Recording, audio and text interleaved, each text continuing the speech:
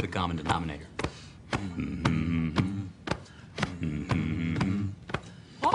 And I need all of you to stop what you're doing and listen.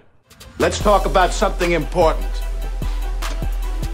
Put that coffee down. I'm not here to waste your time. Everyone has access to the information. We just know how to analyze it better. Where else you gonna have this much fun? You the man. You the man. Todd Father. Show me the money. What I've been doing, had to triple my bag. Had to triple my bag. Wow. Had to triple my bag. Wow. Had to triple my bag. Yeah. Had to triple my bag. 60% of the time, it works every time. That doesn't make sense. Well, it's no trick to make a lot of money. All you want is to make a lot of money.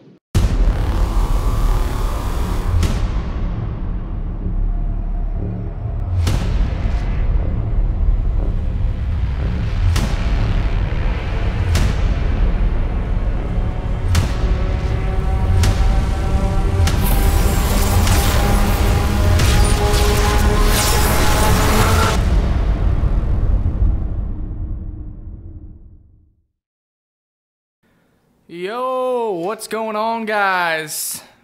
Hopefully you guys are doing pretty well. I don't know why this screen is staying like that. There we go. Let's get the chat box in here. Outlaw preacher was pumping his chest. I'm glad to see so many people in here and so much excitement going on, especially after the red weekend that we did have today. I don't know why this won't stay on here. There It wasn't a red weekend. I think it was just a red Saturday night. I know, right? Dang. Anyways, we got some things to talk about. Obviously, we're going to discuss some of the reasons why we might have seen a drop, for whether it be a Korean cryptocurrency exchange being hacked, the CFTC looking into manipulations on a few of the popular exchanges. We'll get in more details on that. Right. Apple also published a revised guidelines for cryptocurrency and cryptocurrency applications on their devices. I think there's a few out there that might be in trouble due to these revisions. Let me know your thoughts. And that's really about it, guys. We're going to have Ty look at the charts, see if we're seeing any springs or reversals around here. Right as we're going live now, the green is coming back into the market. We'll see if there are any big winners for the day, and we'll kind of keep you up to date on some of these mainnet, testnet, all these launches on the horizon for this month, and some of these projects that these cryptocurrencies are finally starting to release and put together. So we'll see if you guys are part of these communities, if you guys want to buy these and add these to the portfolio, or be a user of some of these utility tokens. Well, let's come over here. Man, why are all these chats not holding in there? Before we get started, I just want to show you our YouTube homepage this weekend. I had a couple interviews as well as a recorded video, so we did do a Bitcoin Gold interview. This is similar to the structure of the Zen interview right here, talking about their 51% attack, some new projects they have on the horizon, and really Ed's opinion on blockchain and cryptocurrency ecosystem moving into the future.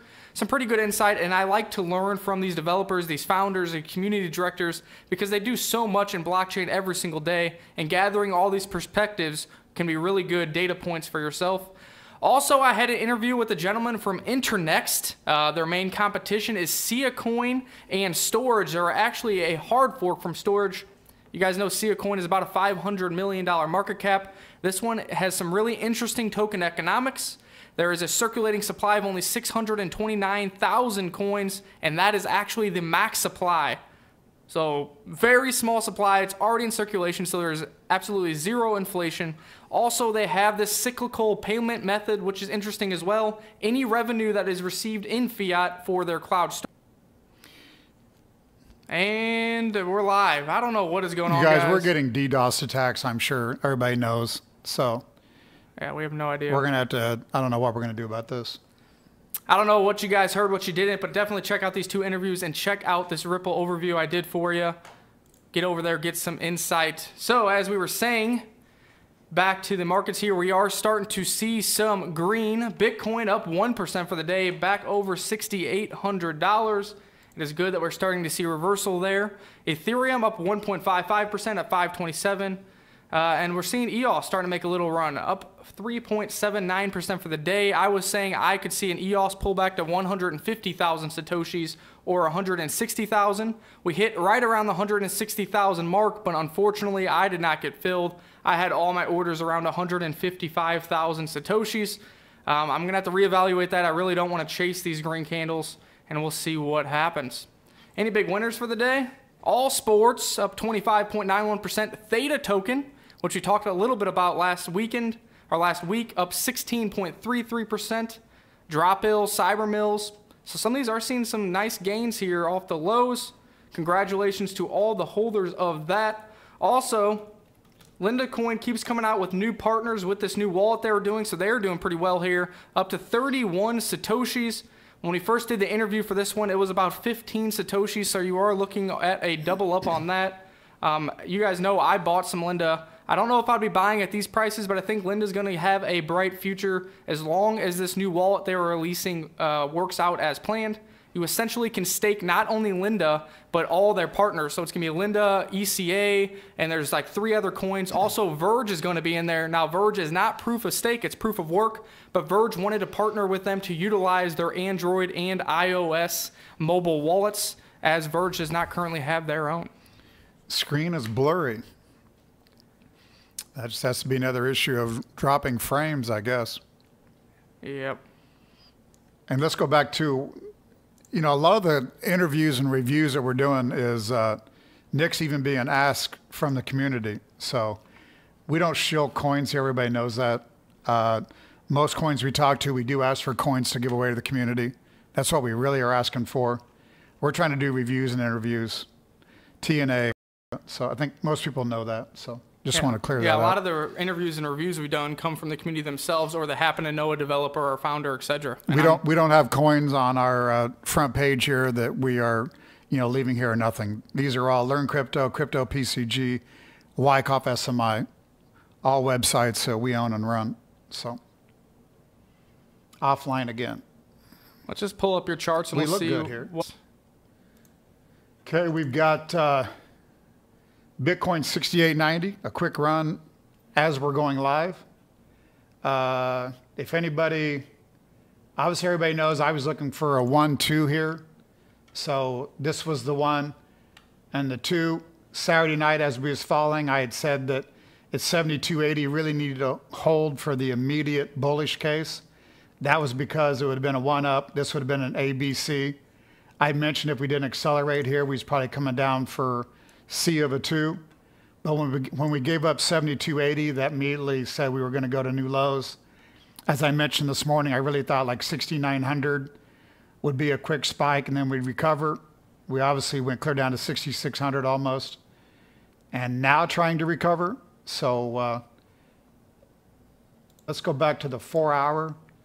The problem with these corrections, and we have issues again. All right, there's the 4-hour. So really this count is still in effect because we haven't taken out the lows of 6,500 at, that's like 64 and change. So really this count still works. And then if you really go back, I'm having troubles with TradingView still, but what's going to happen, even if we go down and spring these lows or shake them out, there's going to be an Elliott wave count really of A, B, C, and then a next wave, and then an A, B, and another C. So we still could go a little bit lower here, which would get everyone bearish. A 65 print, I think, would get the last bull probably out of their positions. So, and if you follow Wyckoff, you know that we have sideways accumulation. A lot of times that is led, it ends with a spring or a shakeout and then a test, and then you get the dramatic move to the upside. So we still could get that here. It'll be interesting. We just had a quick run up here of 150 or so. We'll see what that does here tonight. A few more quick ones. Bitcoin Cash still looks pretty good. I mean, much higher than the 600, which also you're going to see that in Ethereum, obviously. Here's Dash. Now, Dash would already be springing the lows, so I still think these weak coins is just going to shake everybody out before they turn back up. Classic, also still a little bit weaker. Ethereum might call it a 1-2 or an AB. Really, that's still in play. We did come back down and check that 507 level and didn't really get much follow through selling. But this chart looks really good, still longer term. Litecoin 106.66. Again, this here would be really for it to be taken out. You can say the triangle no longer works, but really it's going to be more, again, A down off the high, A, B, C, X, A, B, C. That's an Elliott wave count that still will work. Obviously we caught, I'm sure, a lot of stops down here when we went through the 106 level or so, but currently still not really breaking down. And even a low, you could see even a 93 probably wouldn't hurt anything even on Litecoin. I don't really think we'll see that. But again, I think that would be a spring or a shakeout on Wyckoff terms because there's still not a lot of volume following this down. So I guess we're saying the streaming still looking good. The charts seem to be just a hair slow. Going to Neo. And maybe now I'm losing it.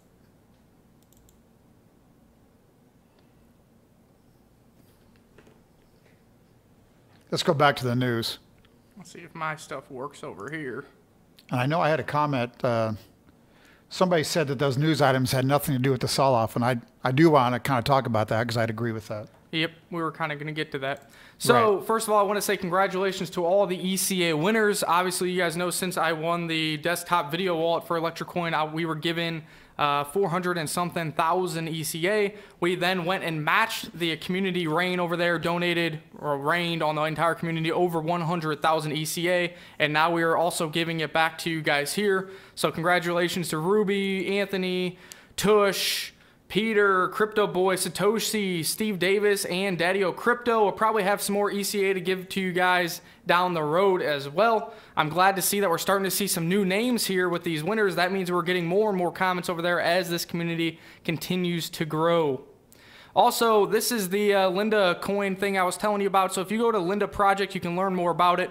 But essentially, they announced that 5 coins will be integrated in the staking, masternode, and mobile wallets, including Linda, ECA, and Verge. And the rumor is that even more than 5 will be added. They just announced a partnership with Send, which is going to be another exchange token. And Linda is going to be the first coin added to that exchange.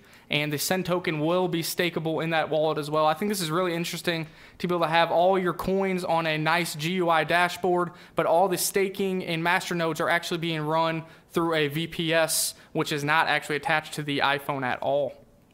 So here we go. Let's get right into these articles. So first of all, a lot of people sent me this. A lot of people were talking about on Twitter. A Korean cryptocurrency exchange, Coinrail, was hacked for $40 million. And they're saying, hey, this is why we had the massive sell-off. Well, if you dig a little bit deeper, Coinrail actually only has $2.4 million of volume per day, putting it barely in the top 100 cryptocurrency exchanges. I think something like number 98 for total volume on a daily basis. That's almost laughable. So I don't think that is, maybe if people read the article and they panic sold, but fundamentally that should not affect the markets at all. And then we got this. Bitcoin futures price manipulation investigation opens in the U.S. The United States Commodity and Futures Trading Commission, or the CFTC, has began an investigation into possible price manipulation on the Bitcoin futures market. Data from 4 major exchanges has been requested by regulators to see if there is any truth in the claims of distortion and malpractice. Now, why do they choose those 4 exchanges? Man, does that mean that these exchanges are going to fail? Well, not quite. The CME Group, one of the leading firms offering Bitcoin futures contracts, began offering the product in December of last year. That are going to be pertinent to decide if there was any manipulations via the users and the investors on both the future side and the crypto exchange side. Do you have anything you want to add to that, Todd? Yeah, let's go back to the double screen. And first of all, whether there's any manipulation or not, the CFTC is going to look into it because they don't want to be accused of letting that happen without them oversighting it. I mean, that's one thing that they want to make sure is not happening. So they're not questioning those 4 exchanges like they're doing something illegal, or Coinbase is going to get shut down and drive coin market cap to zero. Bitcoin falls $100, and then they cover their shorts over on the exchanges. So that's all the CFTC is doing. Wanted to know who is trading. Is somebody selling short futures and then going to those 4 exchanges, and the same person then is spoofing orders? So that's all they're doing. It's nothing, you know, they're going to look into that every day from now on. So there's no doubt. So that's all they're doing. Yeah, also here, as the CFTC... That's not bearish news or nothing. As the CFTC directly regulates the price of Bitcoin futures, it is obligated to investigate any suspect cases of price manipulation. Apparently, the disagreement between CME and the exchanges served as enough stimulus for the CFTC to step in and try to gain that information. Right. Shout out to Wanda Neely, Blake's mother, too. Yes, I mean, you know, it's all wash trades, it's all spoofing, it's everything. So that's all they're doing. The exchanges, I'm sure, are doing nothing wrong. It's the exchange's customers. They're just trying to make sure. So, and that's not bearish news. Just because somebody's spoofing orders, that's not going to move the price of Bitcoin. No way. Sorry, we've been popping in and out. Obviously, people are saying, hey, is AOL still a thing, or a modem? We've never had an issue here. We've been streaming for several months, and Todd has been streaming from this office for a year or two now. So yeah, you guys can create your own conclusions based off of that. And we're just going to keep moving on, and hopefully you guys can hear us. Apple published revised cryptocurrency ICO guidelines for App Store. Now, why does this matter? Apple has revealed its revised guidelines in a dedicated section for iOS and Mac OS apps centered on the cryptocurrency space. Apple has now forbid app developers from including any third-party advertisements that run crypto. Oh man, this is awesome. Sorry guys. I mean, you know, when you hurt people, they just can't. We're just sitting there doing what we do. And we really just do what we do. So yeah, I don't know. Anyways, I don't know what you actually heard or not, but essentially Apple has outlawed apps from mining cryptocurrencies on their devices altogether. No, I do not think this will affect the new Linda wallet, because that wallet is utilizing a VPS, which means that all that staking and masternoding is all happening off of the device. But the one I think is kind of in the gray area is Electroneum, because Electroneum actually isn't mining, but you're participating in a game where somebody has to actually do a process in order to get a reward in cryptocurrency, which Apple may deem to be mining. I'm not positive on that, guys. Obviously, Electroneum has seen some downward pressure here recently. I think it's sitting around 1 penny from the highs of around 20 cents. So maybe other people are thinking along the same lines that may be the case. What are you laughing at over here? I'm laughing at vapid. Yeah, so essentially here, this is what I was getting at. Finally, the world's most valuable company has also mandated that apps do not offer cryptocurrency as rewards to users for completing tasks. That sounds a lot like the Electroneum app. Now, you guys can let me know your opinion in the comments section. I need to pull this, pop out this chat again. I mean, somebody says it's your single stream camera, but I just don't. We've had no issues, so.